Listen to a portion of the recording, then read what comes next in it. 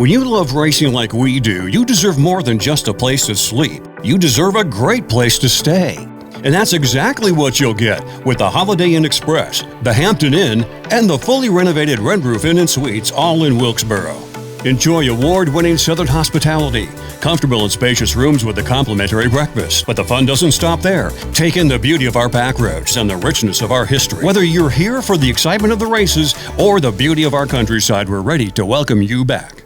The 1915 combines rich history with timeless charm. From intimate gatherings to full-day rentals, we provide the perfect backdrop for your most cherished moments.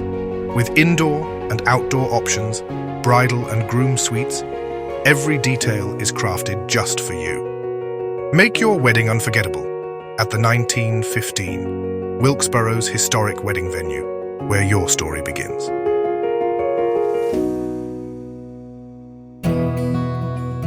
Closed captions for this episode of Life in Wilkes is brought to you by Deal Insurance Agency in Wilkesboro, an award-winning, experienced, family-owned and operated agency with service and coverage that goes above and beyond expectations. Join us on a captivating journey as we explore the charm, history, and vibrant culture of Wilkes County. Discover the hidden gems, inspiring stories, and remarkable people that make Wilkes a place worth knowing and celebrating. Join us now as we experience the unique essence of life in Wilkes. Good to see you, Mayor. Nice to see you, sir. You know, you have been mayor for how long in North Wilkesboro now? Since December 4th.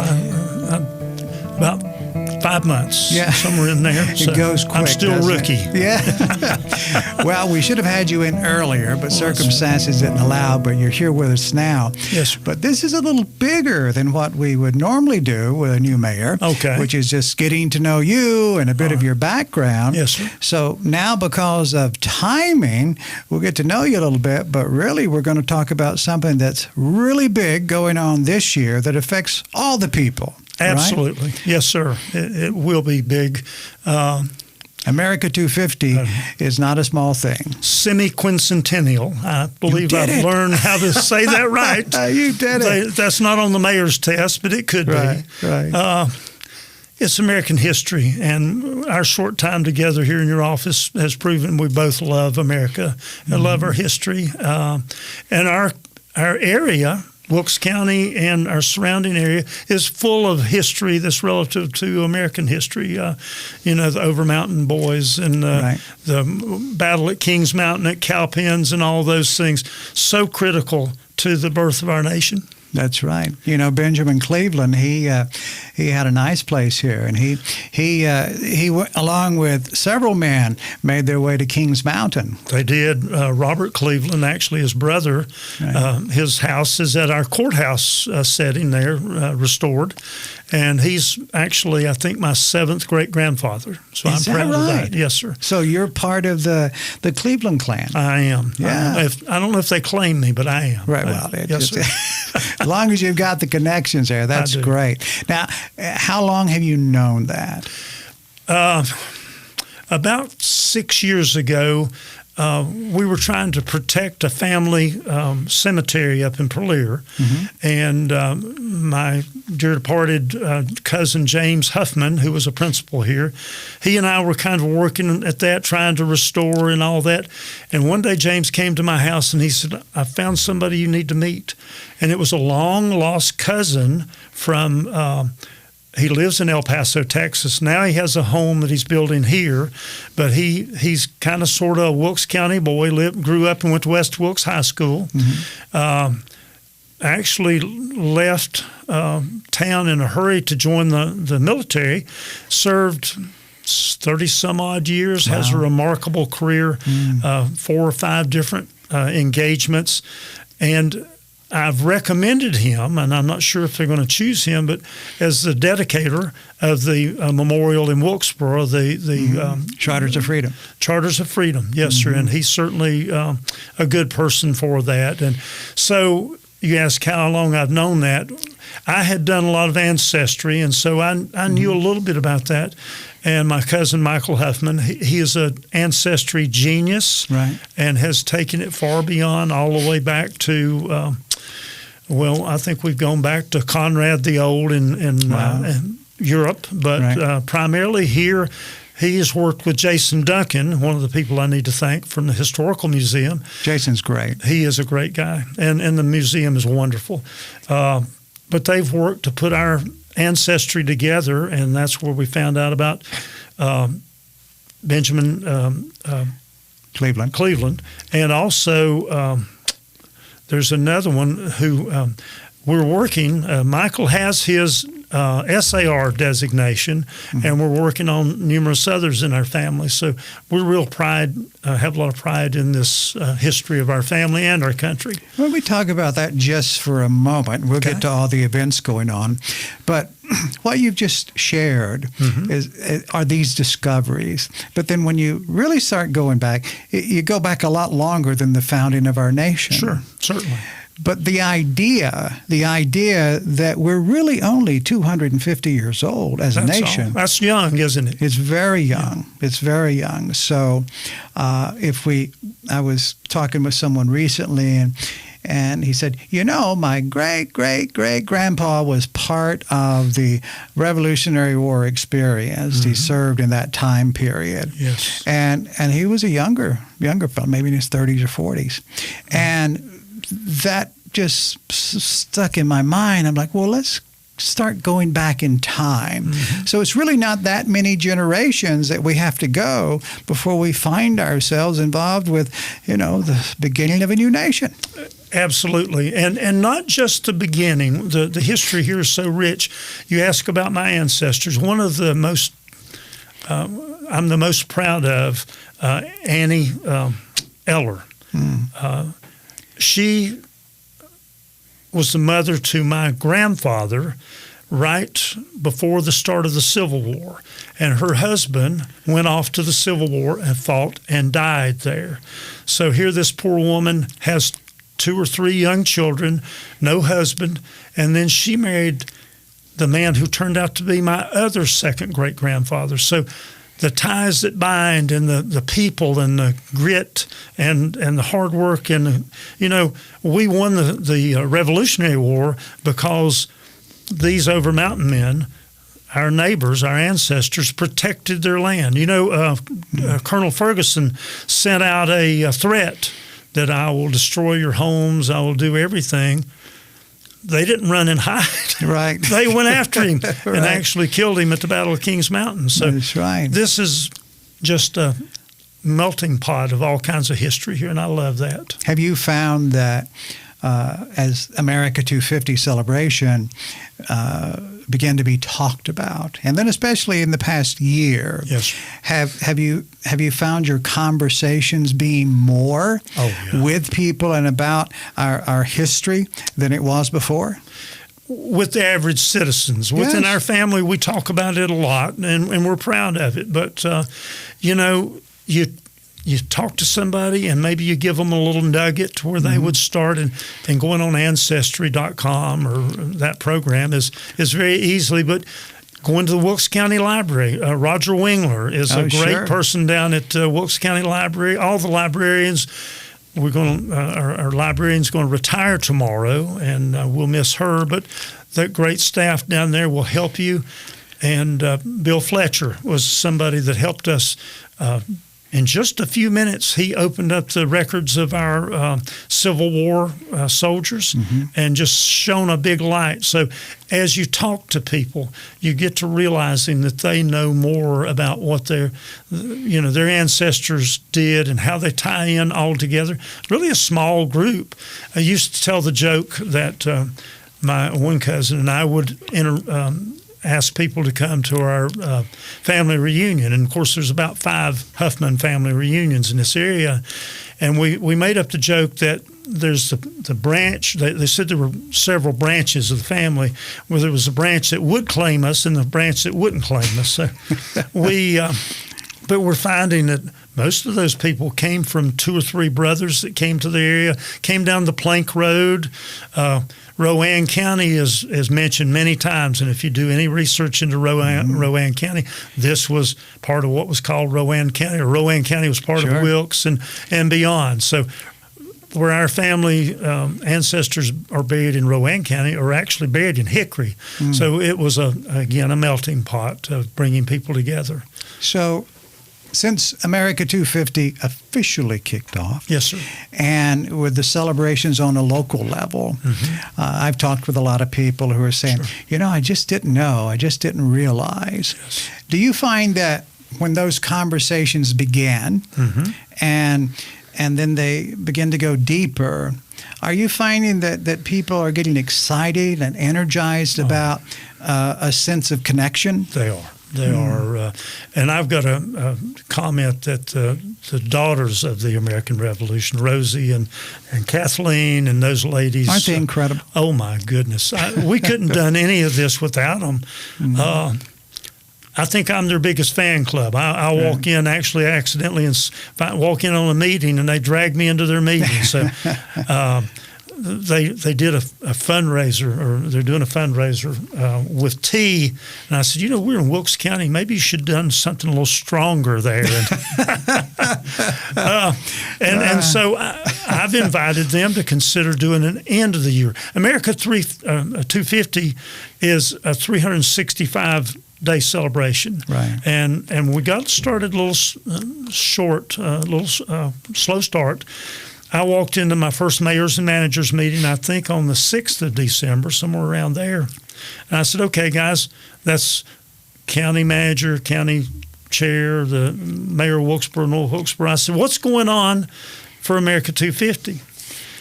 And the immediate response, we want to have bigger and better fireworks. So, and we want you to do it. Right. But they've been faithful companions along that way. And Dale Isom and Ken Nolan, along with Eddie Holland, all those people have worked hard to make this a big celebration. And yes, people are engaging more. I went down to our train station Sunday, just taking a look at progress there of cleaning it up. And I saw people come out of Unified Church, and they were walking up that way. And I said, what's going on here? And the guy walked up to me and introduced himself. He was in town from Raleigh, working here, and he loves train stations, and was talking to me about that. And I've invited him to come back for the 4th of July celebration. So people are asking, reaching out. We're doing everything from, I got to mention this, it's the ride to the Lion's Den, where they held Benjamin Cleveland, where he was held hostage by the Tories, where he was rescued, and where they hung the Tories, of course, in retribution. But we're going to recreate that in September with a road ride. My cousin Michael that I mentioned earlier, he's a big motorcyclist, and he said, we'll ride our motorcycles. And I said, I'm not riding a motorcycle, but I've got a convertible I'll ride in. Right. So we're doing that. The ladies of the American Revolution, Daughters of American Revolution, are bringing a multi-million-dollar multimedia display here. The big truck, yeah. Yes, in the big trailer. Big trailer. And they've done something that I wanted to do, which was to get school children involved.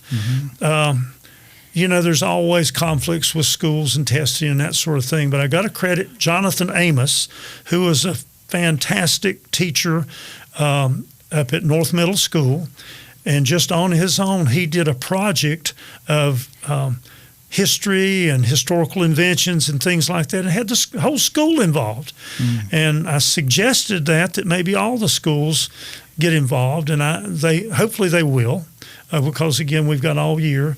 But Rosie and her friends with the DAR have invited hundreds of kids to come and take part in that display that's coming here. So people are engaging. I want those young kids to learn more about their history. You don't have to. I think the educational part is important, that we talk about that. Yes. But I think it's a little bit more than education. I think it is elevated to the point almost of an immersion, with history, because that's where the families come together, the connections. Not all the kids in the county are going to have ancestors that were, somehow connected to the founding of our nation, but a lot of them will. And I think that's an exciting part of it. Well, I think there'll be a lot of kids out on the parade route, and a lot of kids that'll be here with their moms and dads and grandparents for the fireworks. That's incredibly exciting. The fireworks is so exciting for me. I told you earlier that I met Joel Everett, who is a fantastic conductor, musician. He's Emmy Award winning. I saw him take so little and put it together and make something so incredible that people had tears in their eyes. And when I go to watch a practice, I tell them, you guys are killing me because I just cry every time.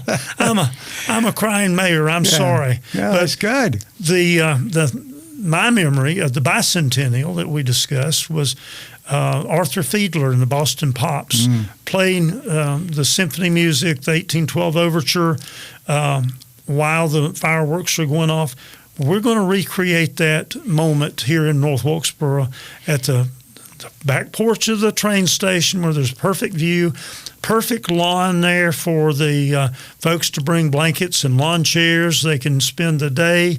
We're going to have activities throughout the day, but how will it be amplified to where that sound will radiate? I mean, orchestra tends to do that as well, but there's going to be a lot of different directions to cover, right? I understand that. We're hoping that we're doing a good job. We've had a volunteer to help us with the sound, and so we're also told John Logston, who has been most helpful in the train station. He was one of the former owners, and he's an attorney here in town. He used to play with the Wilkes Acoustical Society, and he said that when they played on the porch without amplification, that the acoustics were very good. So we're praying that that's going to work out. And of course, if it gets overshadowed by the booms of the fireworks, that's part of the show. That's part of the experience, isn't it? Yes, sir. Well, that's exciting. So many people have been involved. So you have a committee. Yes, sir. And I've been to a few of those meetings. Yes, sir. But in the meetings that I were at, I would see some of the same people, but then other people as well. So there are a lot of people involved with the facilitating all the activities, right? I'm not going to be too liberal in saying there's hundreds of people involved. Right. We have probably 30-some on a regular basis that are showing up, people from both towns, the mayors of both towns, the town managers of both towns, commissioners from both towns, but people from the library, the DAR, SAR, although we don't have a SAR chapter here now, we still have involvement. The VFW, they're going to put a helicopter in the People's Parade, is what I'm told. Nice. And it'll be on a float or a trailer. But just the energy from people. I think that they see this as an opportunity to teach the younger generation why it's important, to love your country, to know about your country, to understand it. If you do learn enough to understand some of the differences in the way our history is told, and you learn it, it's kind of like learning the Bible, Carl. You can take somebody else's interpretation of it, or you can study it yourself and learn, what's right for me. What does it mean to you? Yes, sir. Everybody's got their own path to go down. That's right. What if we take a moment and think about, because America 250, some people started last year on a national level, and some are planning into next year. But how do you imagine that this helps form an excitement within the community about, an increased excitement about our history, but a sense of pride in the liberties that we do have because of our Declaration of Independence? Well, again, with the richness of history here, we literally have land that Boone walked the trails. Right. Christopher Gist was here, who was saved George Washington's life twice in his lifetime. So that's pre-revolution. And how those people came here and forged a path. We still have people in this area that are ancestors of Daniel Boone. That's right. And then the Plank Road, the people that came here, that was part of expansionism. And so when you say people may not find somebody relevant in history, I would say that it's hard to not find somebody relevant in history if you look far and hard enough. Right, especially if you're born here. Right? Amen. Yes. Yeah. Well, none of us, I guess, we were born here, but our ancestors came from somewhere else. Exactly. But I think we can all find common ground in what we're doing.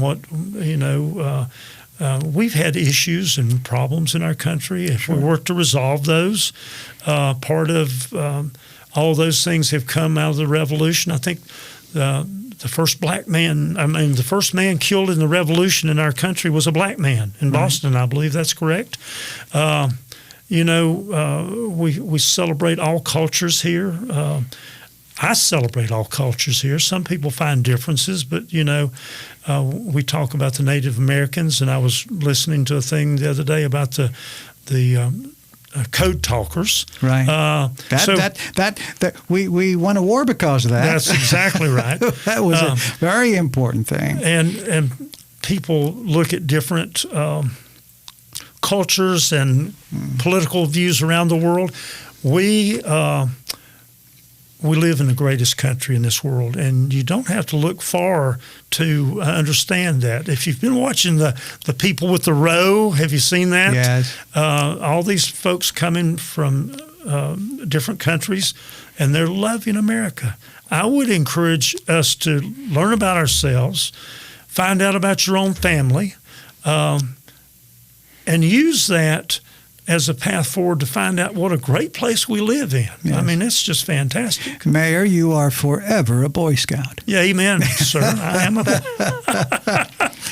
my honor. I will do my best. Yes, sir. Yes, that's a wonderful thing. I think the general idea of making I've said this before in conversation. Somebody said, "What are you talking about?"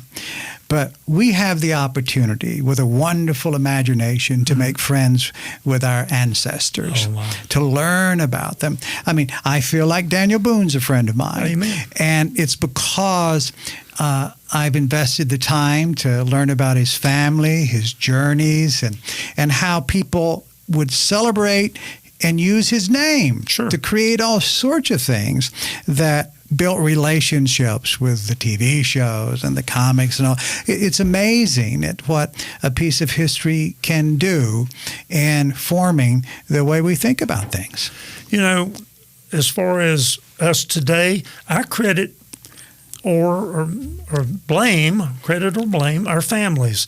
I credit my mother, who instilled, before you go to school, you're going to learn to read. And so I did. She made sure of that. And education was always important in our family. And reading was always important in our family. One thing that you can teach the children today, the kids today, is take them to the library, take them to the museum, take them to the parade. Let them learn to read and to learn for themselves. And I think maybe that's the difference between our generation and the younger generation. Now, I do have a cell phone, and I do use it a lot, but I still read as well. And then, but letting people learn for themselves, I think, will make a lifelong learning experience, and they will want to know more about my grandfather or great-grandfather or whomever. It's really interesting to learn those things. I think there's a lot of conversation about the evolution of online activities, a lot of not good things, but then also you can find out a lot about your past, your ancestors, and the reading that you do. I love to read, but I also have my Audible. I love to listen too. I never will forget. I don't know, 4 or 5 years ago, Tim, we worked on a project of interviewing Jan Karen, and I didn't know. I'd gotten the call from folks in what was that? In Hudson, North Carolina. Said, Carl, your name was put in a pile, and Jan Karen would like for you to do this stage interview with her. Okay. And I said, great, but I can see the look on your face. You're like, who's Jan Karen? So I knew a little bit, but I didn't know a lot. And she had written this series of book called The Mitford Stories, the Mitford Collection. And but I had not read her books. And I told her this it wasn't a bad thing about her. I just was reading other things.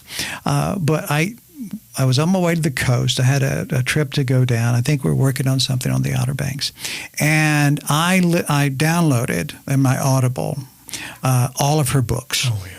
So I listened to one after another on the way to the coast, and then while I was there. And I got to know her characters. Mm-hmm. I got to know how her mind worked in writing all of these things. And it was fantastic. And when we finally did sat together on stage, and there was a big audience there, I knew her people that she had written about. And it's amazing what reading and learning from the words that we read. It's amazing what that can do to our mind and to our opportunities. Also experiencing, I smiled just a moment ago when you said Hudson, because I recall not too many years ago I went to Valdez, which is close to Hudson. Yeah, right. And my wife and I went over there, and we stopped in a little Italian place, I believe, to have dinner or whatever. And I'm looking on the walls, and on the walls there is memorabilia from when I think it was Wilkesboro High School played Valdez. Now, when I was a kid playing football, we played Valdez at Wilkes Central. But I looked at, and they had the names of the players, and I'm looking, those are my heroes from Wilkes County. And, you know, they're still being memorialized, probably because Valdez beat, I don't know. They didn't lose many games back then. But the living experience, I think, is important to the kids learning. And, you know, just get out and talk to the families. That's easy to say, but with I have 8 grandchildren, beautiful, 4 girls, 4 boys, 4 redheads, and they are a joy to sit and talk with. And I think they learn a lot about loving our country and loving our family. And I think everybody can spend just a little time. And so I would challenge the parents to reach out to your kids, find out about your family, what your contribution, if any, and most of them do have. And take their stories. And if there's not contribute, then you change that. There you go. You start contributing. You become at active. This point. I had a friend call me the other day, and his son is moving to the area and wants my advice on getting involved in public service. And so, you know, there's always something to do. And you mentioned the Scouts. There are so many heroes. Don't get me crying. Those people that give of themselves to help other kids all the time, from going to camp to going to meetings. You know, the lies of a scout leader is it's only one time a week, Carl. You just have to come one time a week, and that turns into months and weeks and years. And so all these people are my heroes. We're making heroes today, from my cousin Michael to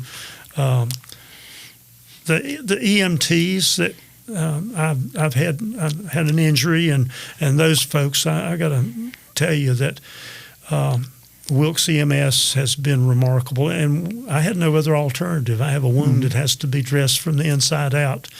Hope that's not too graphic for anybody, but they've been a lifesaver for me, and it's part of our public service. And so. I can tell you love your community.